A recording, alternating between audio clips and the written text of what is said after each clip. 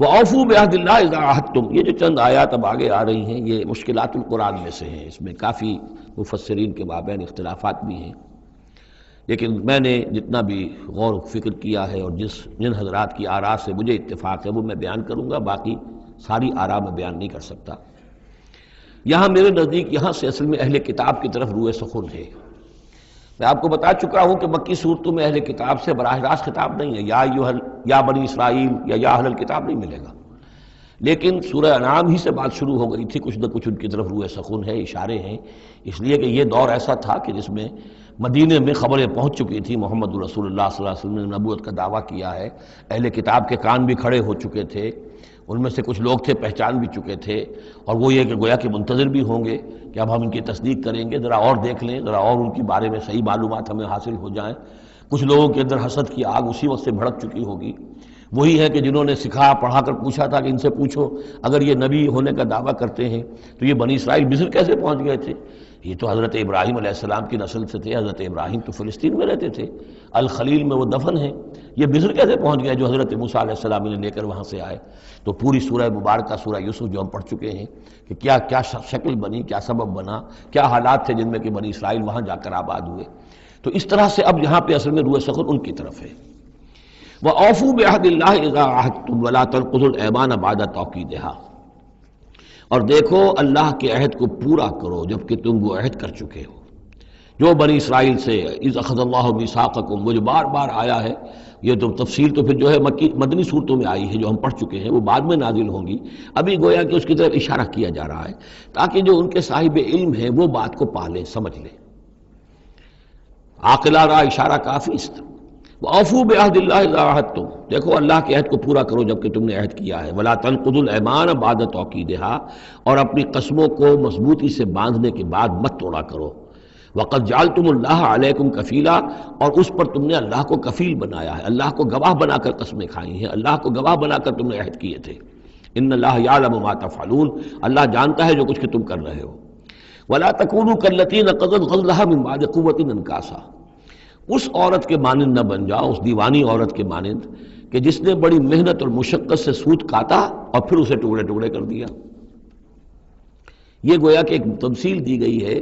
منتظر چلے آ رہے تھے تم نبی کی آمد کے، تم تو ان کے حوالے سے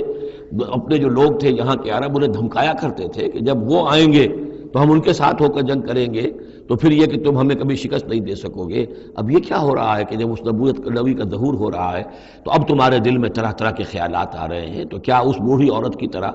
کہ جس کی عقل ماری گئی تھی، بڑی محنت سے سوت کاٹتی تھی اور پھر توڑ دیتی تھی، تو تم اپنا یہ سارا جو تانا بانا بنے بیٹھے تھے اب تک، اب تم چاہتے ہو کہ اس کو توڑ دو، تار تار کر دو۔ وَلَا تَكُونُوا كَالَّتِي نَقَضَتْ غَزْلَهَا مِن بَعْدِ قُوَّةٍ أَنْكَاثًا تَتَّخِذُونَ أَيْمَانَكُمْ دَخْلًا بَيْنَكُمْ أَن تَكُونَ أُمَّةٌ هِيَ أَرْبَىٰ مِنْ أُمَّةٍ، تم نے اپنی قسموں کو دخل دینے کا ذریعہ بنا لیا ہے اپنے مابین، مبادا کوئی اور قوم کسی دوسری قوم سے چڑھتی ہوئی نہ ہو جائے۔ یعنی تمہاری یہ قومی کشاکش ہے کہ تم نہیں چاہتے کہ بنی اسماعیل جو ہیں اب انہیں یہ سبقت حاصل ہو جائے، یہ فضیلت حاصل ہو جائے جو بنی اسرائیل کو حاصل تھی 2000 برس سے۔ ان تکون امۃ ہی اربع من امۃ، مبادا ہو جائے ایک قوم دوسری قوم سے بڑھی ہوئی، دوسری قوم سے افضل۔ اب یہاں نام نہیں ابھی لیے جا رہے ہیں، جیسا کہ میں نے عرض کیا اشاروں کنایوں میں باتیں ہو رہی ہیں تاکہ اہل کتاب کے جو اہل علم تھے ان تک یہ بات پہنچ جائے، ان کے دلوں کے اندر اتر جائے۔ اب قسمیں کھا رہے ہیں کہ ہم تو نہیں مانیں گے، اگر واقعی یہ وہی نبی ہے لیکن ہے یہ بنی اسماعیل میں سے، یہ امیین میں سے، تو نہیں مانیں گے۔ قسمیں کھا کھا کر ایک دوسرے کے ساتھ جو ہے وہ عہد کر رہے ہیں، تو یہ کیا کر رہے ہو؟ وَلَا تَكُونُوا كَالَّتِي نَقَضَتْ غَزْلَهَا مِن بَعْدِ قُوَّةٍ أَنْكَاثًا تَتَّخِذُونَ أَيْمَانَكُمْ دَخْلًا بَيْنَكُمْ أَن تَكُونَ أُمَّةٌ هِيَ أَرْبَىٰ مِنْ أُمَّةٍ إِنَّمَا يَبْلُوكُمُ اللَّهُ بِهِ، یہ تو اللہ تعالیٰ تمہیں آزما رہا ہے اس کے ذریعے سے۔ دیکھنا یہ ہے کہ تم حق پرست ہو یا نسل پرست ہو۔ اگر تو نسل پرست ہو تو پھر اللہ سے تمہارا کوئی تعلق نہیں، اگر حق پرست ہے تو اللہ تعالیٰ نے اگر تمہاری نسل کے اندر رکھا ہوا تھا اب کسی اور نسل میں رکھ دیا ہے، اور پھر یہ کہ وہ اتنی دور کی نسل بھی نہیں، ابراہیم ہی کی نسل سے ہے۔ تمہارے جد امجد جو ابراہیم ہے انہی کی ایک شاخ تم ہو، تو انہی کی ایک شاخ جو ہے وہ محمد رسول اللہ کی قوم ہے، تو ان کو ہم نے چن لیا ہے۔ ان تکون امۃ ہی اربع من امۃ، اسی میں تم اسی جو ہے بغیم بینہم کے حوالے سے اب تم جو ہے اس کو اس آزمائش میں ناکام ہو رہے ہو، انما یبلوکم اللہ بہ، یہ تو اللہ تمہاری آزمائش کر رہا ہے، وَلَيُبَيِّنَنَّ لَكُمْ يَوْمَ الْقِيَامَةِ مَا كُنْتُمْ فِيهِ تَخْتَلِفُونَ، اور پھر اللہ تعالیٰ لازماً ظاہر کر دے گا تمہارے لیے قیامت کے دن جو کچھ کہ تم جس میں اختلاف تم نے کیا تھا۔ وَلَوْ شَاءَ اللَّهُ لَجَعَلَكُمْ أُمَّةً وَاحِدَةً، اللہ چاہتا تمہیں ایک ہی امت بنا دیتا، یہ تفریقی نہ ہوتی کہ ایک امت کو ہٹا کر دوسری امت کو ہم لے آئے، ایک امت کو ہم معذول کر رہے ہیں دوسری امت کو لا رہے ہیں، ہم چاہتے یہ بھی کر سکتے تھے۔ تمہارے ہی اندر جو ہے ایک اور نشأت ثانیہ ہو جاتی، نشأت ثالثہ ہو جاتی، ایک نشأت ثانیہ تو ہو چکی تھی، ایک مرتبہ نیبوکڈنیزر کے ہاتھوں برباد ہوئے ہیکل سلیمانی تباہ ہو گیا تھا،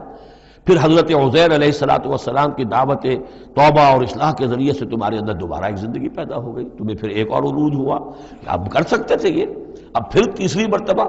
پھر تمہارے اندر ہی کوئی دعوت اچھی اٹھتی، تمہارے اندر ہی ہم کوئی نبی بھیج دیتے، وہ تمہارے اندر سے پھر جو ہے اصلاح کی ایک تحریک اٹھاتا اور پھر تم سیدھے راستے پر آتے اور اللہ تعالیٰ تم پر رحم فرما دیتا اور قرآن بھی تمہیں کو دے دیتا۔ اللہ کر سکتا تھا، لو شاء اللہ لجعلکم امۃ واحدہ ولکن یضل من یشاء ویہدی من یشاء، لیکن اللہ تعالیٰ کا فیصلہ یہی ہے،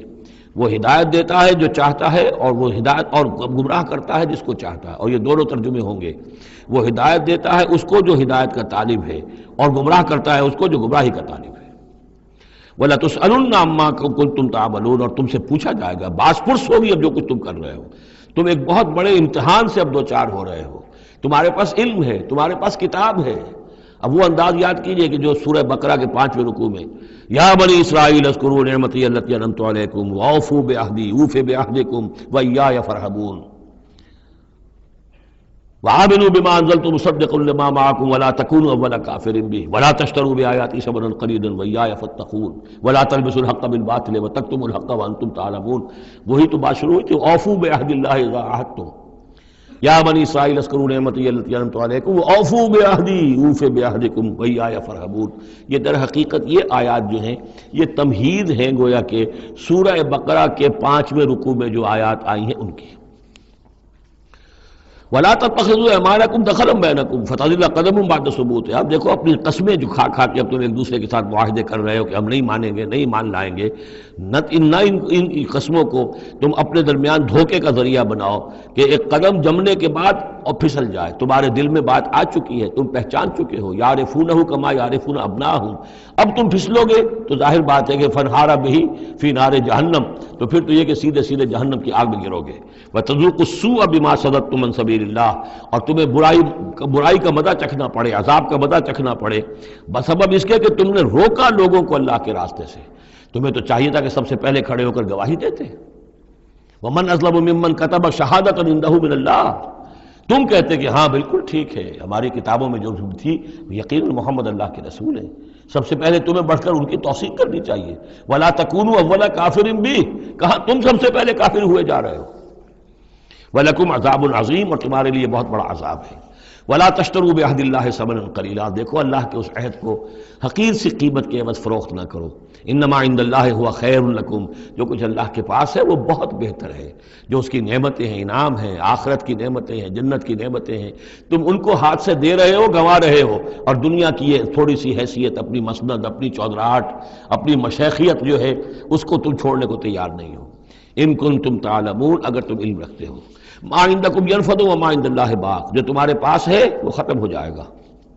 اور جو اللہ کے پاس ہے وہ باقی رہنے والا ہے۔ وَلَنَجْزِيَنَّ الَّذِينَ صَبَرُوا أَجْرَهُمْ، اور ہم لازماً دیں گے صبر کرنے والوں کو ان کا اجر، بِأَحْسَنِ مَا كَانُوا يَعْمَلُونَ، ان کے اعمال کے بہترین جو اعمال ہوں گے، جو کچھ وہ کر رہے ہیں ان میں سے بہترین اعمال کے حساب سے انہیں اجر دیں گے۔ یعنی ہر نیکوکار کے سارے اعمال ایک درجے کے نہیں ہوتے، کبھی چھوٹی نیکی کی ہے، بڑی نیکی کی ہے، لیکن ہم ان کا مقام ان کی بڑی نیکیوں کے حوالے سے معین کریں گے۔ من عمل صالحا من ذکر او انثی وهو مؤمن، جس نے بھی نیک عمل کیا، خواہ وہ مرد ہو خواہ عورت، لیکن ہو مومن، فلنحیینہ حیاتا طیبۃ، ہم اسے زندہ رکھیں گے دنیا میں بڑی پاکیزہ زندگی، اسے دل کا سکون ہوگا۔ الا بذکر اللہ تطمئن القلوب، ان کے لیے نہ خوف ہوگا نہ کوئی حزن ہوگا۔ الا ان اولیاء اللہ لا خوف علیہم ولا هم یحزنون وَلَنَجْزِيَنَّهُمْ أَجْرَهُمْ بِأَحْسَنِ مَا كَانُوا يَعْمَلُونَ، ہم انہیں دنیا کے اندر بھی زندگی جو دیں گے وہ بڑی پاکیزہ زندگی ہوگی، چاہے روکھی سوکھی کھا رہے ہوں لیکن صبر و شکر کی زندگی ہوگی، دل مطمئن ہوں گے، دل میں غنا ہوگا۔ الغنا غنا نفس، حضور نے فرمایا اصل جو ہے امیری وہ تو دل کی امیری ہے، دل غنی ہے تو انسان غنی ہے، اور کروڑوں روپے رکھتا ہے پھر بھی اس کے اندر لالچ ہے تو وہ فقیر ہے۔ وَلَنَجْزِيَنَّهُمْ أَجْرَهُمْ بِأَحْسَنِ مَا كَانُوا يَعْمَلُونَ، ان کو جو بدلہ ہم دیں گے تو وہ ان کے جو بہترین اعمال ہوں گے ان کے حوالے سے۔ فَإِذَا قَرَأْتَ الْقُرْآنَ فَاسْتَعِذْ بِاللَّهِ مِنَ الشَّيْطَانِ الرَّجِيمِ، تو جب آپ قرآن پڑھا کیا کریں تو اللہ کی پناہ طلب کر لیا کیجئے مردود شیطان سے۔ یہ ہے حکم جس پر کہ ہم عمل کرتے ہیں، جب بھی قرآن پڑھنا ہو تو پہلے اعوذ باللہ من الشیطان الرجیم تعوذ کرتے ہیں۔ انہ لیس لہ سلطان علی الذین آمنوا، یقیناً اس کے پاس کوئی سند نہیں ہے، اختیار نہیں ہے، کوئی طاقت نہیں ہے ان لوگوں پر کہ جو ایمان لائے، وعلی ربہم یتوکلون، اور جو اپنے رب پر توکل کرتے ہوں۔ انما سلطانہ، اس کا زور چلتا ہے علی الذین یتولونہ، ان پر جو خود اس کے دوست بنتے ہیں، اس کو اپنا حمایتی بناتے ہیں، اس سے دوستیاں کاٹتے ہیں، والذین ہم بہ مشرکون، اور جنہوں نے کہ اسے شریک کیا ہوا اللہ کے ساتھ، اللہ کی اطاعت کی بجائے اس کی اطاعت کر رہے ہیں۔ وَإِذَا بَدَّلْنَا آیَةً مَكَانَ آیَةٍ وَاللَّهُ أَعْلَمُ بِمَا يُنَزِّلُ قَالُوا إِنَّمَا أَنْتَ مُفْتَرٍ، اور جب ہم کوئی ایک آیت کی جگہ دوسری آیت بدل دیتے ہیں، وہ میں عرض کر چکا ہوں، یہ سارے مضامین سورہ بقرہ میں آ چکے ہیں، مَا نَنسَخْ مِنْ آیَةٍ أَوْ نُنْسِهَا نَأْتِ بِخَيْرٍ مِنْهَا أَوْ مِثْلِهَا، وہی مضمون ہے یہ۔ جب ہم ایک آیت کی جگہ کوئی دوسری آیت بدلتے ہیں، واللہ عالم بما ينزل، اور یہ کوئی الٹ اپ نہیں ہے، اللہ جو کچھ نازل فرما رہا ہے خوب جانتا ہے۔ ایک دور میں وہ حکم صحیح تھا، اب حالات بدل گئے، اب یہ حکم صحیح ہے۔ قالوا انما انت مفتر، وہ کہتے ہیں کہ یہ تو آپ افتراء کر رہے ہیں، پہلے یہ کہا تھا اب یہ کہہ رہے ہیں، اگر اللہ کا کلام ہوتا اس میں تبدیلی کیسے ہو سکتی ہے؟ بل اکثرهم لا يعلمون، لیکن ان کی اکثریت علم سے آ رہی ہے۔ قل نزلہ روح القدس، کہہ دیجئے اس کو اتارا ہے روح القدس نے۔ اب یہ روح کا لفظ حضرت جبرائیل کے لیے نوٹ کر لیجئے۔ قل نزلہ، اتارا ہے اس کو روح القدس نے، پاک فرشتے نے، من ربک، آپ کے رب کی طرف سے، بالحق، کے حق کے ساتھ، لیثبت الذین آمنوا، تاکہ اہل ایمان کے دلوں کو اور ان کے قلبوں کو جمائے۔ اس سے پہلے جو ہے کذالک لنثبت بہ فؤادک ورتلناہ ترتیلا، یہ آ جائے گا آگے چل کر، تاکہ حضور کے دل کو بھی تثبیت ہو اس سے، اور اہل ایمان کے دلوں کو بھی اس سے ثبات ملے۔ وہدی وبشریٰ للمسلمین، یعنی جیسے جیسے حالات بدل رہے ہیں ایسے ایسے، اب جائے ایک قصہ جو ہے آدم و ابلیس کا ایک دفعہ آیا، پھر دوسری دفعہ آیا، پھر تیسری دفعہ آیا، اس میں کوئی تھوڑا تھوڑا فرق بھی آ رہا ہے، ایک چیز وہاں بیان کی گئی، ایک چیز اب یہاں واضح کی جا رہی ہے۔ یہ ساری چیزیں جو ہے یہ اس لیے ہیں تاکہ بدلتے ہوئے حالات میں اہل ایمان کو ہر حال، ہر دور کے حالات کے مطابق جو ہے وہ اپنی رہنمائی کا سامان مل جائے۔ وَلَقَدْ نَعْلَمُ أَنَّهُمْ يَقُولُونَ إِنَّمَا يُعَلِّمُهُ بَشَرٌ، اور ہمیں خوب معلوم ہے کہ وہ یہ کہتے ہیں کہ یہ تو انہیں ایک انسان سکھا رہا ہے، کوئی شخص ہے، کوئی عجمی ہے، کوئی ہو سکتا ہے اہل کتاب میں سے ہو، بہت بڑا عالم ہے، اسے اپنے گھر میں انہوں نے رکھا ہوا ہے اور اس سے یہ چیزیں سیکھتے ہیں۔ لسان الذی یلحدون الیہ اعجمی، جس شخص کی طرف یہ منسوب کر رہے ہیں اس قرآن کو اپنے اسی غلط خیال کے حوالے سے، اس کو تو کہتے ہیں عجمی ہے، وہ عربی نہیں ہے۔ وہذا لسان عربی مبین، اور یہ قرآن نازل ہو رہا ہے اس زبان میں، عربی میں، جو بالکل صاف ہے۔ کوئی عجمی جو ہے ایسی صاف زبان کیسے بولے گا؟ ان الذین لا یؤمنون بآیات اللہ، یقیناً جو لوگ اللہ کی آیات پر ایمان نہیں رکھتے، لا یہدیہم اللہ، اللہ تعالیٰ بھی اب انہیں ہدایت نہیں دے گا، زبردستی ہدایت دینا اللہ کی سنت نہیں، اللہ کا طریقہ نہیں۔ وَلَهُمْ عَذَابٌ عَلِيمٌ، اور ان کے لیے دردناک عذاب ہے۔ انما یفتری الکذب الذین لا یؤمنون بآیات اللہ، افترا بازی تو وہ کر رہے ہیں، جھوٹ وہ گھڑ رہے ہیں جو اللہ کی آیات پر انکار نہیں، پر ایمان نہیں رکھتے۔ وَأُولَٰئِکَ هُمُ الْكَاذِبُونَ، اور حقیقت میں وہ ہے کہ جو جھوٹے ہیں۔